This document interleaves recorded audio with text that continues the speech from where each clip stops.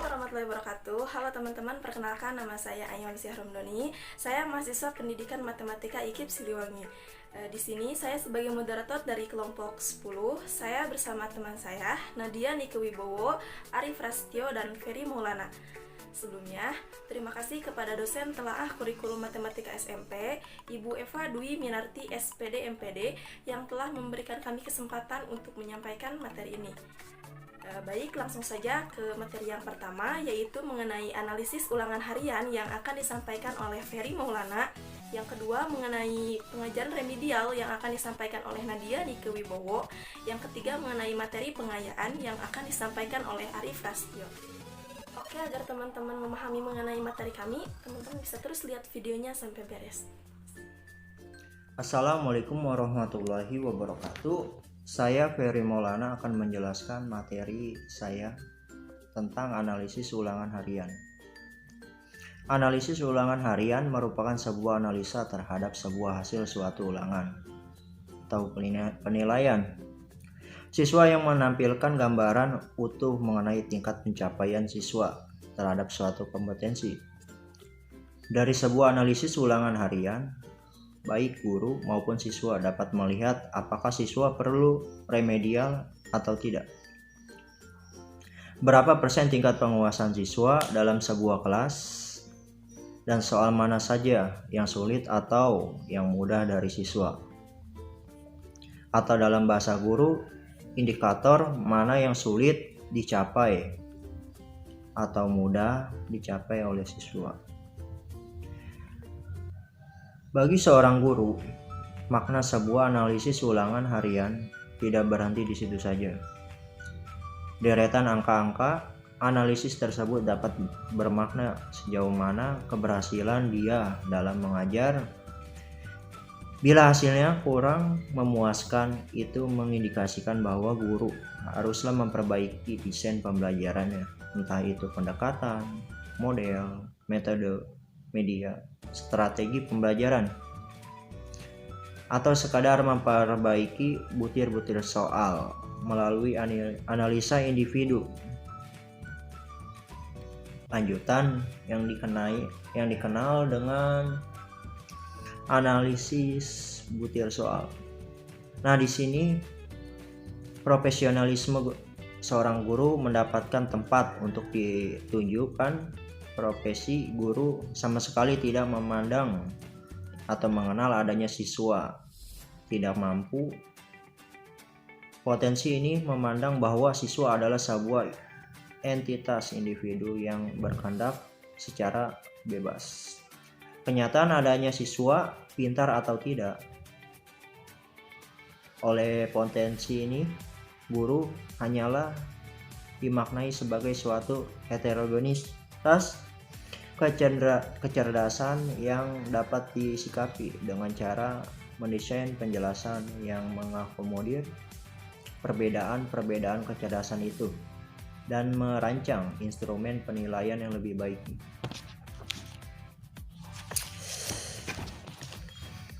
Dalam bahasa yaitu lebih sederhana, guru tidak berburuk sangka pada semuanya bila hasil interogasinya jeblok, dan manfaat analisis ulangan harian bagi siswa. Analisis ulangan harian mungkin hanya memberi tahupan kepada mereka apakah ia remedial atau tidak.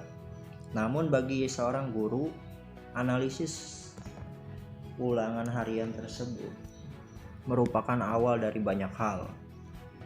Dan sekarang saya akan menjelaskan analisis hasil ulangan harian. Menurut Arens tahun 2001 tentang teks analisis atau biasa dikenal analisis hasil ulangan harian adalah cara yang digunakan oleh guru untuk mengidentifikasi akan hakikat sebenarnya dari suatu keterampilan yang terstruktur dengan baik yang diajarkan oleh guru.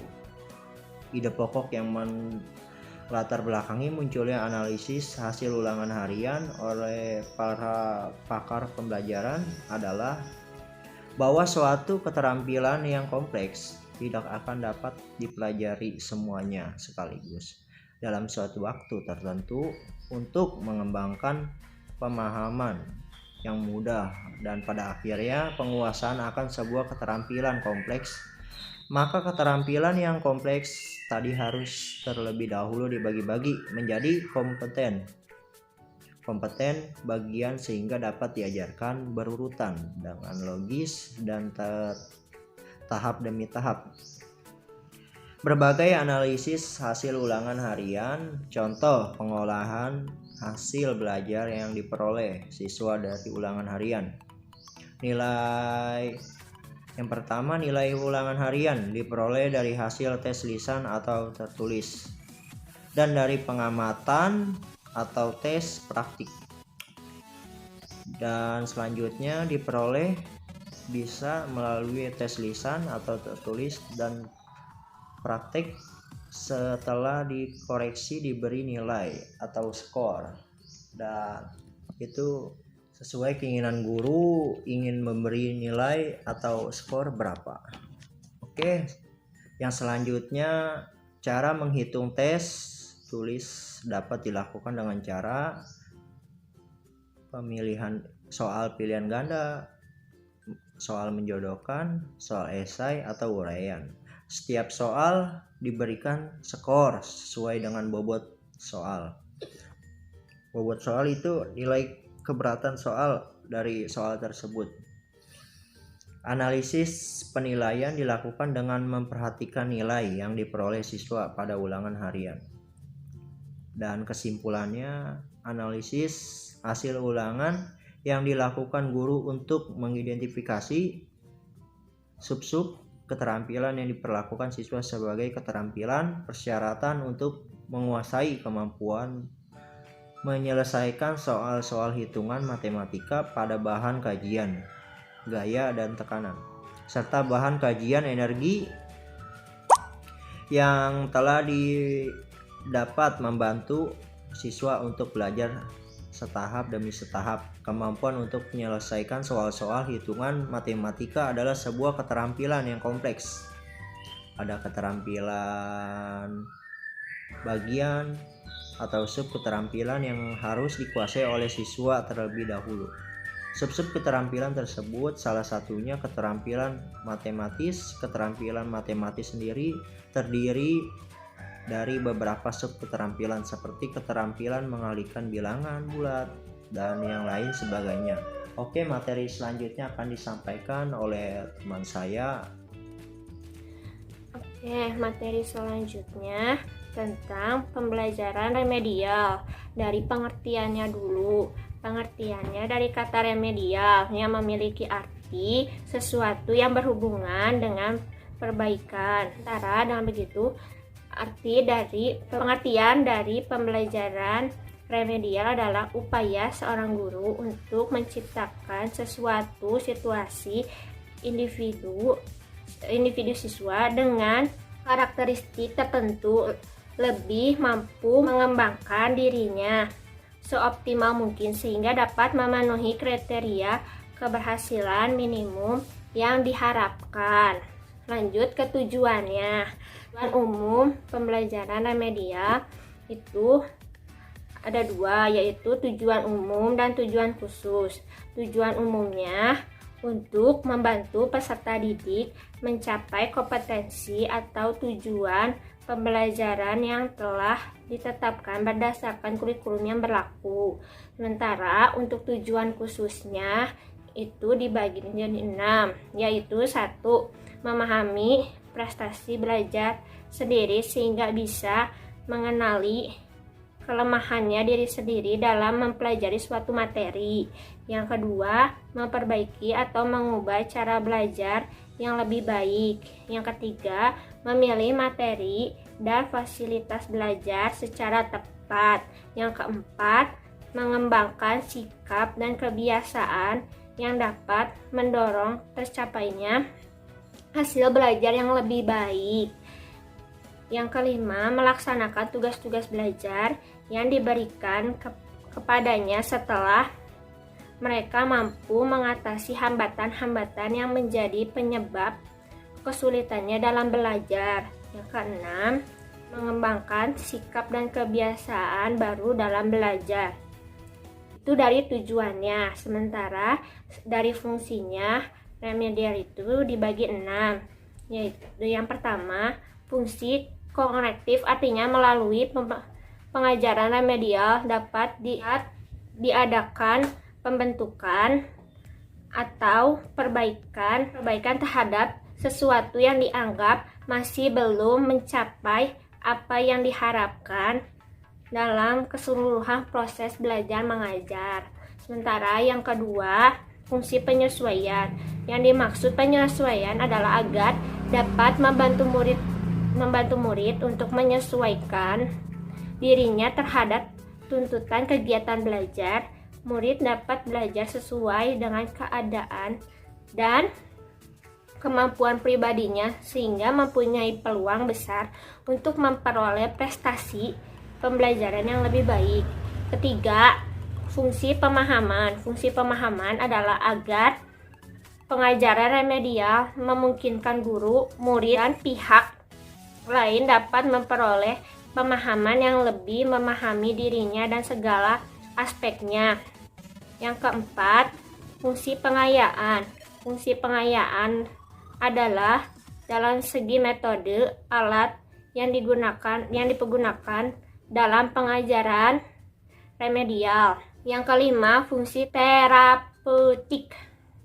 Dengan pengajaran remedial secara langsung atau tidak langsung dapat menyembuhkan atau memperbaiki kondisi kepribadian, dapat menunjang pencapaian prestasi belajar. Yang keenam, si akselerasi adalah agar pengajaran remedial dapat mencapai proses belajar secara baik dalam arti waktu maupun materi.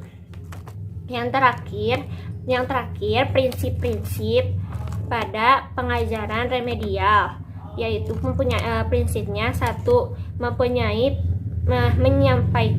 penyampaian pembelajaran, proses identifikasi kebutuhan siswa, dan menyiapkan rencana pembelajaran agar efektif. Yang kedua, merancang berbagai kegiatan pembelajaran remedial untuk siswa dengan bervariasi yang bermakna, misalnya kuis, games, dan lain sebagainya. Yang keempat, pemilihan pendekatan dalam pembelajaran. Yang kelima, memberikan arahan yang jelas untuk menghindari kebingungan siswa. Yang keenam, merumuskan gagasan utama sesuai dengan kesulitan yang dialami siswa. Yang ketujuh, meningkatkan keinginan belajar dan motivasi pada siswa. Yang kedelapan, mendorong siswa berpartisipasi aktif dalam kelas. Yang kesembilan, memfokuskan kepada proses pembelajaran.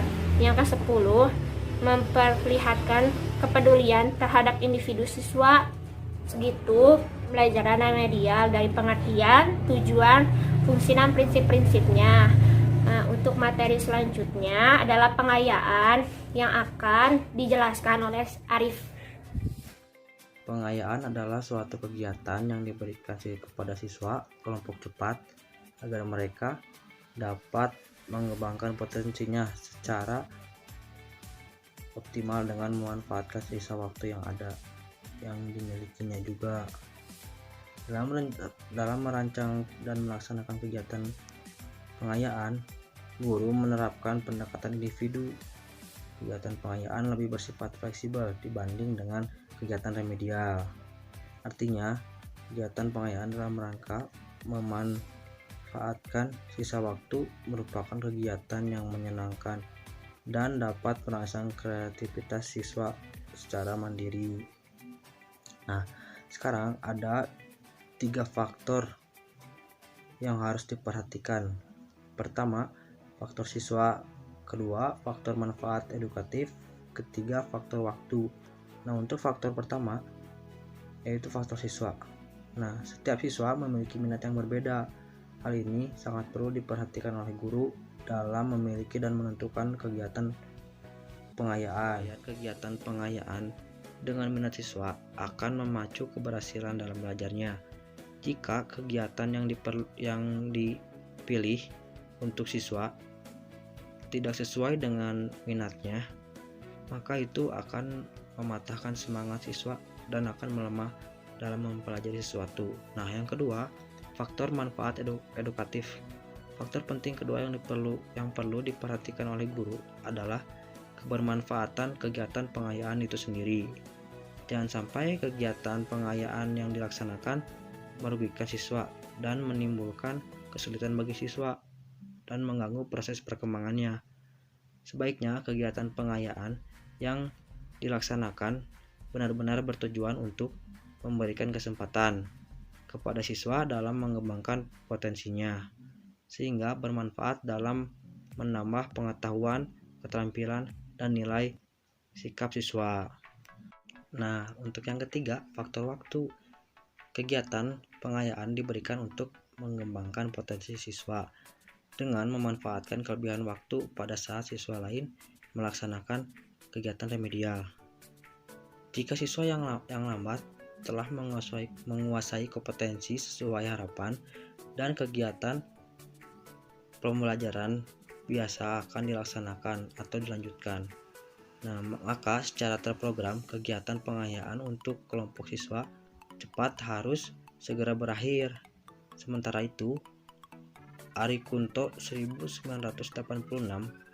juga dalam Juleha 2007 berbanding 9,38 menyebutkan faktor-faktor penting lainnya yang juga harus diperhatikan oleh guru dalam menentukan dan memilih kegiatan pengayaan. Nah, faktor-faktornya tersebut antara lain: 1. Siswa lebih menyukai kegiatan di luar kelas, dan kedua, siswa lebih suka beraktivitas daripada berteori di belakang saja. Kegiatan menemukan sendiri sesuatu yang baru lebih merangsang minat siswa dibanding kegiatan yang sifatnya penjelasan. Kegiatan yang dengan cepat dapat menunjukkan hasil lebih disukai siswa daripada kegiatan yang menuntut penggunaan waktu yang relatif lama. Oke teman-teman, mungkin itu aja materi dari kelompok kami. Mohon maaf apabila materinya tidak lengkap atau kurang sesuai. Teman-teman bisa menambahkan atau teman-teman bisa bertanya mengenai materi kami di kolom komentar. Terima kasih.